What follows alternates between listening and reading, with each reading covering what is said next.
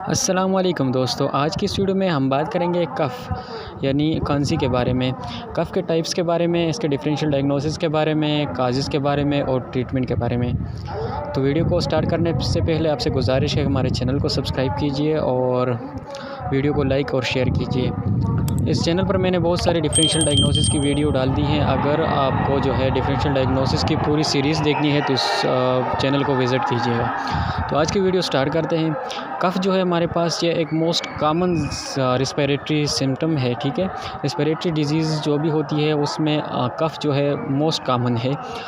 तो कफ़ की जो है हमारे पास मेनली टू टाइप्स हैं, एक है ड्राई कफ़ और एक है प्रोडक्टिव कफ़। ड्राई कफ़ वो होता है जैसे हम खुश्क खांसी कहते हैं, जिसमें बलगम नहीं आता, और प्रोडक्टिव कफ़ जो होता है उसमें बलगम आता है खांसी के साथ।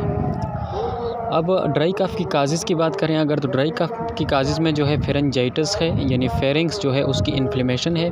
लेरेंजाइटिस है, लेरिंग्स की इन्फ्लेमेशन। लेरेंजियल पैरालिसिस हो गया। फेब्रोसिंग अल्यूलाइटिस हो गया, ठीक है, जिसमें जो है अल्यूलाई की इन्फ्लेमेशन जो है। और एंजियोटेंसिन कन्वर्टिंग एंजाइम जो इनहिबिटर ड्रग्स हैं, एस इनहिबिटर हम इनको बोलते हैं, ये ड्रग्स जो हैं इनकी वजह से भी ड्राई कफ़ होती है।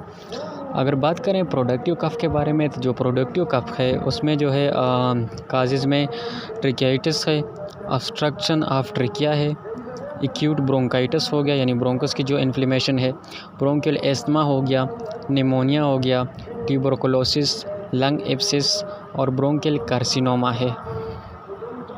इसके अलावा हमारे पास जो है कफ़ को हमने एक दूसरे तरीके से भी इसको हमने डिवाइड किया है ड्यूरेशन के बेस पर। एक एक्यूट कफ़ है और एक है हमारे पास क्रॉनिक, ठीक है। एक्यूट वो है जो लेस देन 3 वीक्स की ड्यूरेशन हो, यानी 3 हफ्तों से कम ड्यूरेशन वाली जो कफ़ होती है, तो उसमें हमारे पास अपर रिस्पिरेटरी इन्फेक्शन हो गया, ठीक है। अपर रिस्पिरेटरी जो एयरवे है उसकी जो इन्फेक्शन है उसमें जो है एक्यूट कफ़ होती है। इस तरह निमोनिया में एक्यूट कफ़ है, और पल्मोनरी एम्बोलिज्म हो गया, और जो हार्ट फेलियर है उसमें भी कफ़ होती है जो कि लेस देन 3 वीक्स की ड्यूरेशन होती है।